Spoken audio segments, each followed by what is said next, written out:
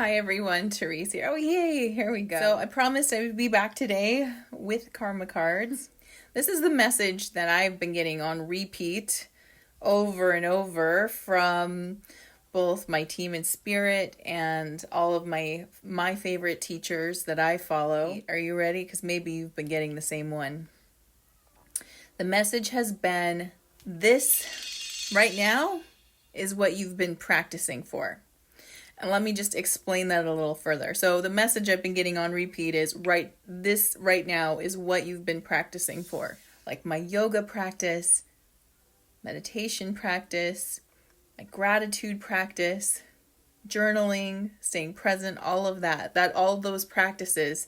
And why it was so important to do those when it was easy, because now it's time to pick up these tools. Now, these are the tools of presence, of being with ourselves, of having a sense of calm and centering. This is the time we've got to pick the tools up and really use them. I appreciate hearing it so much, and I want to share it with you because it is so easy when our world gets thrown into a loop like this to drop everything we know because we panic, right? Panic means that you are not in your mind. You're out of your mind. And so everything that we're used to using, right? Like we suddenly tell ourselves, I don't have time to meditate. Of course you do. Like if any time you need to meditate, now is the time, right? So if you've noticed that you've dropped any of your tools recently, I am putting this out there as a loving reminder to remember to keep picking them back up. They are the very things that are going to help you feel better. For example, it can feel really odd to do a gratitude practice at this time, right? There's a lot of stuff going on that we might not want, but this is the exact moment you should pick up a pen and paper and consider the things that you're grateful for, that are beautiful, because it opens up the mind again. When we get into anxiety and panic and fear, we get tunnel vision. Everything constricts down to a pinpoint, and for a very good reason, because when we're in fight or flight, we need that pinpoint, focused tunnel vision, get me to safety, right? That's the thought of fight or flight, is get me to safety. So we block out anything that would be about stopping, slowing down, breathing, like none of that into the primitive lizard brain that's like, as it's going through its panic.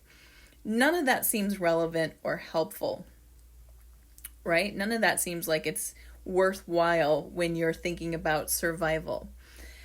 So what we need to do, if we've been practicing being present, if we've been practicing being mindful, is we actually need to recognize that these are the very tools that will bring back a sense of sanity, a sense of calm, and help us move forward. So I was saying to someone else earlier today that, it's easy to sit there and just watch things unfold, right? Whether it's on TV or whether it's on social media, you might find yourself like almost mindlessly checking over and over, and you're like, what, how did I get here? Why am I here again? That's that fight or flight lizard brain mentality where it just needs to check in and make sure things are safe. So here's a few things I did today to help combat that very very strong urge, right? The feeling of the survival mode urge is very strong, right? It's part of our genetic makeup. It's there to help us, but it's trying to take over. Here's a few things I did today. Number one, meditate, right? 7 minutes. If you could do longer, great. But just really taking time to focus on my breath. Number two, I grabbed my journal and I sat down and I considered all the things that are working in this time, and my mind just really opened up to that. There was more there than I was perceiving at first, and then so many things started to flood in about how beautiful or bountiful life is right now. The next thing I did is I made sure that I got outside. You need that fresh air, the connection to nature, right? With all the fear and the social distancing, remember that they're talking about being in enclosed spaces with a lot of people. It's okay to go outside. It's okay to breathe fresh air. If you get around a lot of trees, if you can be in an area where there's a lot of trees, the trees are constantly cleaning the air. They're giving you fresh oxygen. We need that. If you're at a place where you're near the water, like we went down to the beach today, we walked along the beach, the ocean is constantly giving you negative ions, which is a rebalance to all the positive ions. Remember, I keep talking to you about how our electronics, our beloved electronics, 744, I saw that team. They're constantly emitting positive ions, and these positive ions overcharge your atmosphere, and they contribute to the feelings of anxiety, panic, frustration, anger, right? The too much time with electronics all around you actually bunches you up energetically more. So you want to reduce that. Either get away from electronics, turn them off if you can, but even better, go outside. If you're near water, go near the water. All those negative ions, the positive ions, let's talk about this, these ions, and our etheric body, which is layers of energy bodies. You have a couple different layers going on here. You've got your aura, and then you've got etheric bodies coming off of that. Now, these areas are like, it's almost like the charges, the particle energy kind of hangs out with you. So the more that you're hanging out with the positive ions or the negative ions, the more they're in your personal space, your personal bubble. So it's really good to go somewhere where you can clean that out. And salt does that. Sea salt does that specifically. Another great way to do that, okay, so you're like, great, Therese, that sounds wonderful. I'm not near an ocean, so no, I'm effed. And so, no, you're not. You can take sea salt. Any kind of sea salt works for this. Put it in water, spray it around you, and that helps to mist you with negative ions. And soak in a salt bath. That does it. If you don't like to bathe in a bathtub, but you will be in a shower, I sprinkle sea salt in the bottom of the shower, stop the drain so a little bit collects in the bottom, and stand in that as you shower. All of that helps to reduce that positive ion charge. That's too much electrical energy around you, and it helps to ground you, and it helps create a sense of serenity and calm. So those are a few things that you can do regularly that can balance out this natural survival instinct that kicks in as we are constantly inundated with information that's just changing by the hour for some of us. In some cases, it's just like, it's a circus. It's a circus of energy, right? So make sure that you're continuing to do your practices, because now is the time where those tools that you have been honing, they will serve you very well. I wanted to show you something, or tell you something about today's planetary placement, because when I looked at it, I was like, wow, I don't think I've ever seen this before. Almost every aspect, so aspects are how the planets are joining up right now, they're all positive, except one of them has a more of a negative charge, but all the others are saying that they're flowing together. Everything is a conjunction, which means they're joined up or hanging out and working together. They're trining, which means they're flowing energy to each other. And sextiling, which is another type of flow of energy to each other. Everybody, there's just one tension aspect in the sky right now. So I had to share that with you, because I always look at what's going on with the planets, because the planets are telling us messages, right? So, and everybody's hanging out together. The only one, and it's a very weak aspect, in fact, it's in the lowest placement right now, is a weak aspect between Saturn and Capricorn, and Uranus and Taurus. And so I wanted to talk about this one because any tension, it's this, right? And they're both in earth signs. And and let me tell you how many planets are in earth signs. I mean, you guys aren't going to believe this. It's crazy. It's crazy how many earth signs we've got going on in the sky consistently in 2020. 1, 2, 3, 7 planets in earth signs. This is talking about the physical reality. It's talking about the physical plane, and the aspect of Saturn squaring Uranus. Saturn is the planet of responsibility. It's the planet of authority. It's the planet of karma, right? And karma is whatever we put out, we get back. Then we've got Uranus. Uranus is what I call the plot twist planet. It's like sudden changes, surprises. Haha, you didn't see this coming. And I think it's really interesting that these two are squaring, which you can kind of think of like a boxing match squaring. So they're sort of pushing their energies against each other. Authority versus surprise, unexpected energy, responsibility, pushing against plot twist, karma, pushing against the unexpected, right? These two are creating a tension right here.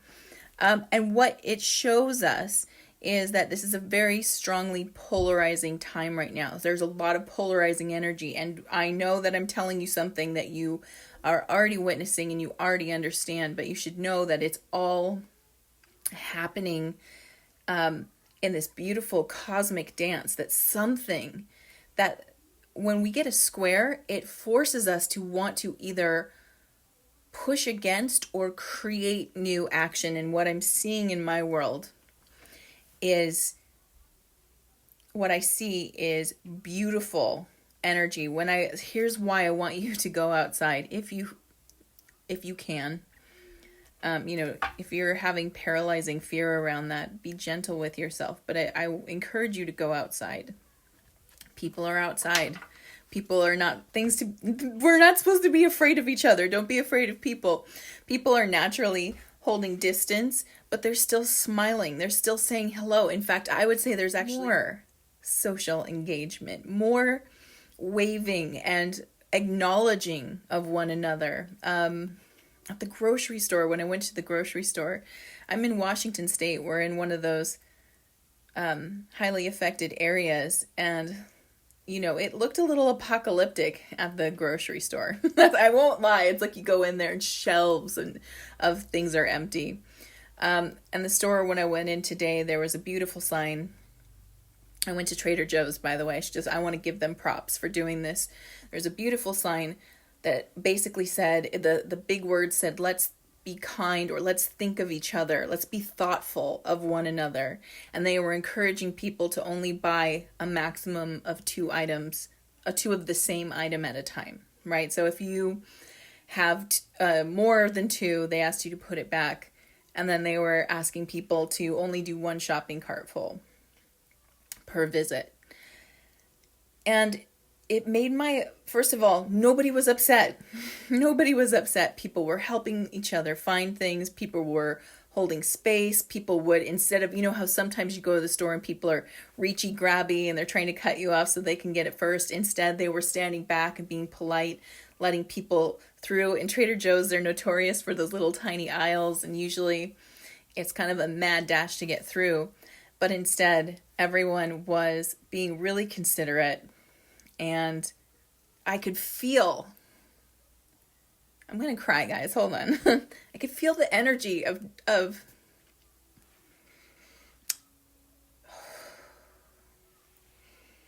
the energy of deep concern and real care. The guy at the checkout was talking to me about how a woman wanted to make her own hand sanitizer. And she grabbed vodka, which was a smart idea. But he said, based on his own educational background, that 40 proof vodka is not strong enough to create a hand sanitizer. And he said that he was so conflicted because he didn't want to he wanted to share the information, but he also didn't want to take hope away. And I just thought, I was like, wow, that is so, it's so beautiful how much people are conscientious and caring about the well-being of one another and each other's feelings. And it gave me this, going outside, being a part of that, you can't help but know that somehow all of this is a very good thing. Not the experience, not the hard part, but what it's doing and how humanity is reacting. That is the very fabric of fourth density. So you've heard me talk about that before. Fourth density being the rate at which consciousness vibrates. Fourth density is the heart chakra. If you count your chakras starting from root, sacral, solar plexus, heart, fourth chakra, right? Chakra, right there. And that's the time period we're in now. This is the vibration of consciousness, is the heart. And if you ever doubted if we got there, we're there. I am seeing open hearts connecting. People are feeling their crown chakra. That's another thing people keep messaging me about, is what's going on with my head. Why do I have such a headache? And when I feel into it, what I get is it's like this super web, okay? We're all like linked in, and we always have been, but it's been offline. And so it's like we had some links going on, live links, and then we had a couple, that were still offline or still loading, if you will. But the crown chakra represents unity, right? Unity. I mean, this is amazing. And so does the third eye is unity. But this is collective consciousness right here. And everybody's feeling this. So I just want to let you know that this is not a physical symptom. This is a spiritual symptom. And this is getting like a super boost right now because everybody's antenna is out, they're on, they're connecting. If you're getting these headaches, I know they're really painful, and they're not going to really be affected by medication because the pain is not a physical pain, it's an energetic pain. So things that you can do for that, I actually spend time kind of just tapping that area. I find that does help to kind of dissipate, and you can do the tapping down through the face. If anybody knows EFT, emotional freedom technique, the meridian points along the face. I mean, you can tap the body, you can tap it all the way down, but while you're tapping it, what you do is just intend that energy that's building up here, ask it to travel, ask it to kind of go where you tap. So you tap it through the body, and that can help reduce some of the tension up here. Other things that help,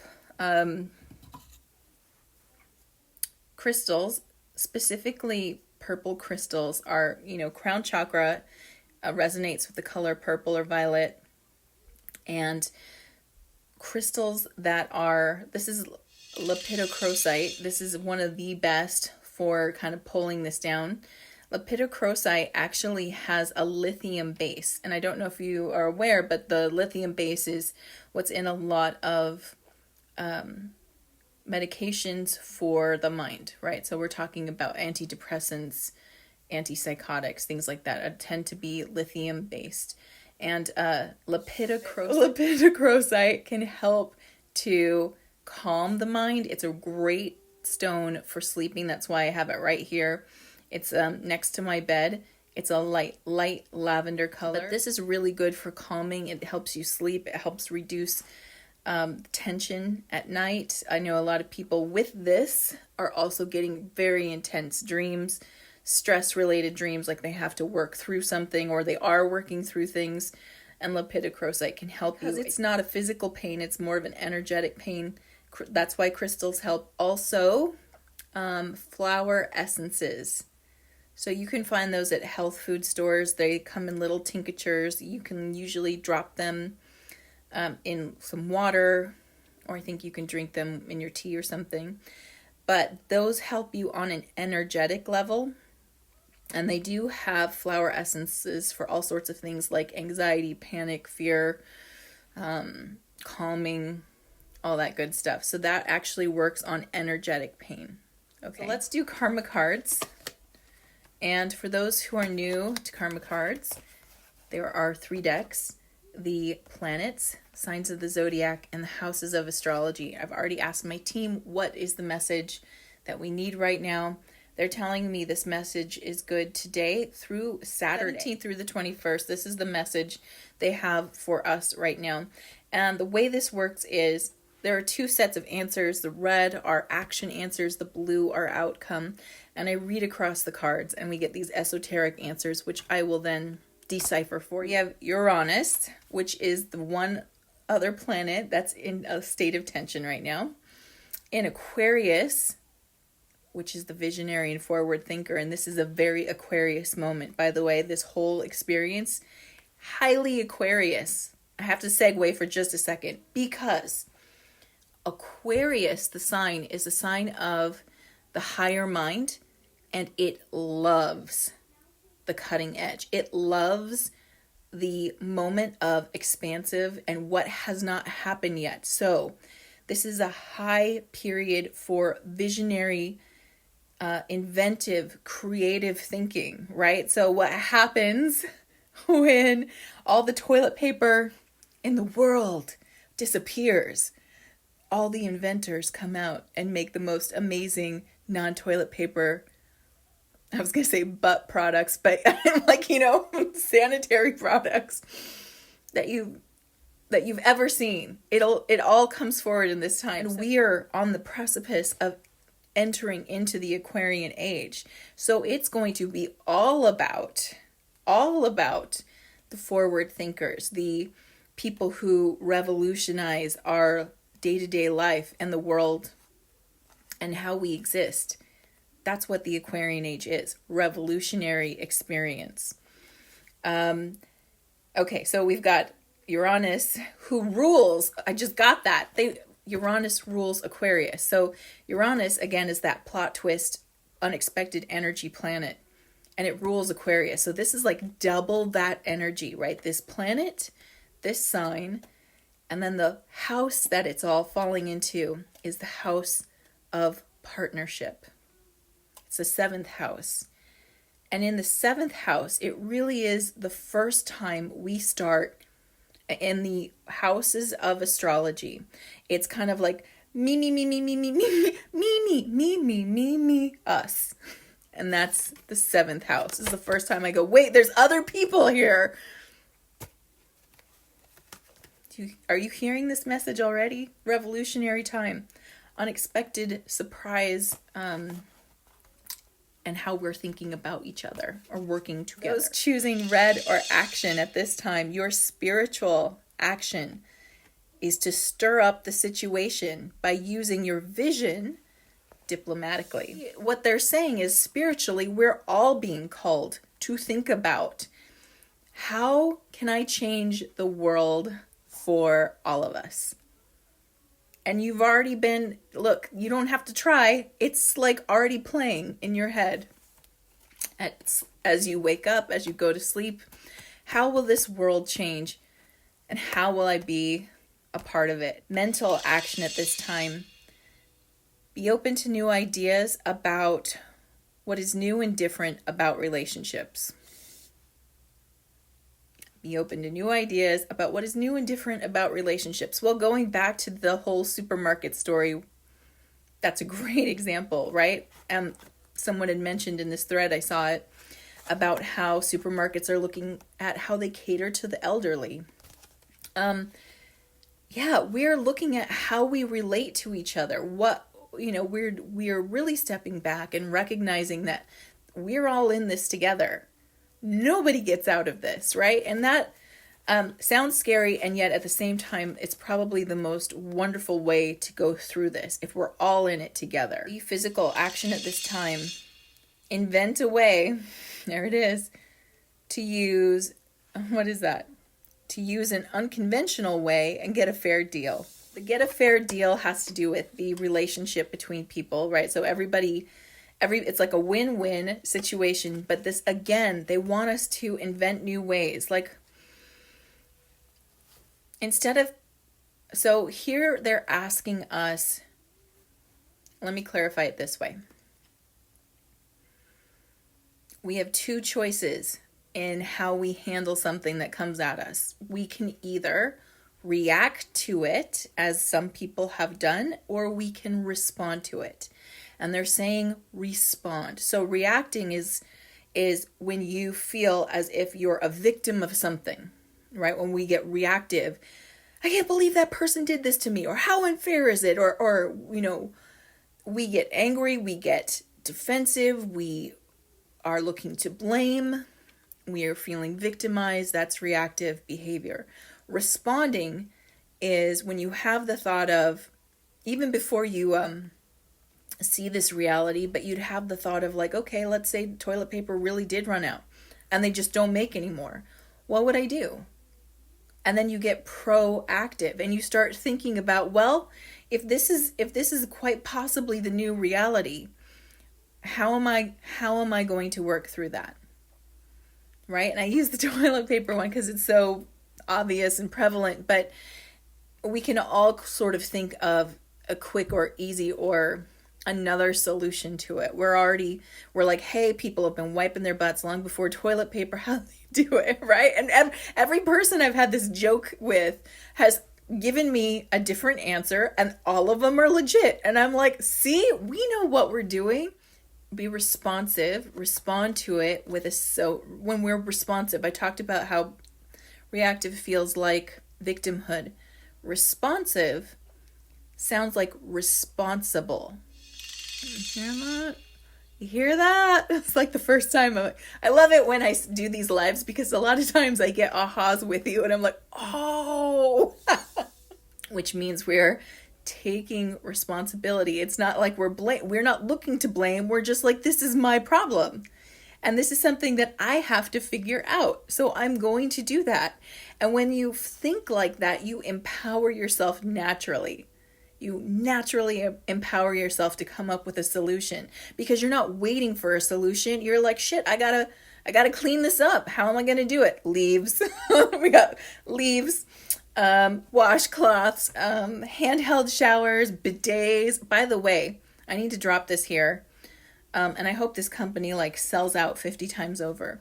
There is an attachment for your toilet. It's called Tushy. In fact, I think the website is meettushy.com. Hi, I'm Tushy, right? Meet Tushy. Tushy is an attachment for your toilet that it can turn any toilet into a bidet. It's completely sanitary. It has nothing to do with pulling water out of the bowl. The water comes from the pipes that your toilet's connecting to, and it will gently wash your bottom right after you do your business. It's easy to clean. It's easy to... I sound like a salesperson for it. I'm just so freaking impressed that someone came up with this, because they were like, toilet paper is so passé, and there's got to be a better way to do this. And they invented it well before this happened. They are, I think the cheapest model is like $79 US. So very affordable. Or a garden hose. Yeah, heck yeah. I'm like, you know what? We got a handheld nozzle. Just line everybody up and... Sorry, I could make wiping jokes all day long. My point is that when we get proactive, we are responsive, we're responsible, we become proactive. That's what I was trying to say. The spiritual outcome is an unusual example of genius to experiment with balance. You know, there are a lot of perspectives who are looking at the situation right now, and I tend to adopt this one, that this is the perfect time to adjust, right? To rebalance, to step back, to reflect, to research, to rediscover, all the re's, to rest, all of that, to really contemplate during this time period. And you're going to find something there that just maybe it never occurred to you, maybe because you know how when you have a deadline on you, you suddenly get really creative. Well, this is kind of like that same energy. Mental outcome at this time, a different way of looking at the discoveries of cooperation. So here's another thing, and more of this is coming forward. We're going to see more and more how humanity can work together. Even though we are socially isolating, we're actually seeing more and more examples of how we can work together. And the heart is opening, the collective consciousness is like fully online and buzzing. A lot of information. I mean, remember that neural highway between us all is fully connecting. People feel it. And information is going to travel a lot faster, mind to mind. The physical outcome, an unexpected change resulting from the eccentricity of your partner. Again, this is talking about a time where we can't even imagine what's about to happen, not in terms of catastrophe, but in terms of invention, in terms of creativity, in terms of problem solving. We can't even picture yet what we're getting. And the partners card here really is talking about humanity. Sometimes it talks about interpersonal relationships, and that's included, but it's talking about the wider net of humanity. For example, I'm sure some of you have seen those videos of people in Italy all sitting out on their balconies. I saw one this morning where a man was playing, I think, My Heart Will Go On from Titanic on his keyboard. And like a building away, you see this guy come out with a saxophone and suddenly they're duetting and all these people are out just listening to this music. And it was like a new concert was happening and people were able to be with each other and enjoy this music. I mean, this is, this is a time of artistry as well. The Aquarian Age is the age of the artist as well. Artist and inventor are the two hemispheres of the brain, artist and inventor. So these two are coming forward more and more. And we're going to see so many new things come out of this, so much invention and creativity coming forward from our fellow humans. We're really going to get to experience, I think, the most beautiful aspects of humanity. And I think that this is the perfect time to make sure that you are noting that. Because when things feel safe and secure and more grounded again, we get comfortable in our routines. I honestly don't think we're ever going to go backwards. I think that we're creating a new normal. This is a time to really look around and marvel at what humanity can do. We're an amazing species. We're one of many, many amazing species because of what humanity can do together. And that we are actually a highly engineering species. Creativity is one of our gifts of the cosmic family. Humanity's greatest gift is its creativity and all the different forms it takes. We're a highly engineering, inventive, and creative community. And so this is sort of humanity's moment to really show that off. One of my teachers that I love to listen to is Andy Cohen of the Headspace app. I love that guy and I love his messages. And he always talks about peace and how peace is always present. And the metaphor he uses is that peace is like the blue sky. Okay, it's always present. And I want you to think about this for a moment. So when you look at the sky and you see the blue sky, you know it's there. But when you look at the sky and you see heavy, heavy storm clouds, dark, cloudy sky, do you doubt the blue sky behind it? No. We all know it's still there. We are sure of it. We are so sure of it. We have no doubt that these clouds pass and the blue sky is there. So I want you to know that peace is the same. Peace is always present, even in times of turbulence and uncertainty. Behind all of that, peace is also present. So I hope that thought that I'm leaving you with gives you a sense of reassurance. I hope it helps you feel connected and grounded to something stronger. I hope this brings you peace. All right, sending you so much love. Mwah. I'll see you in my dreams. Bye. Thank you for watching. Subscribe now and hit the notification bell so that you know the next time I release a new video. Until then, stay magical.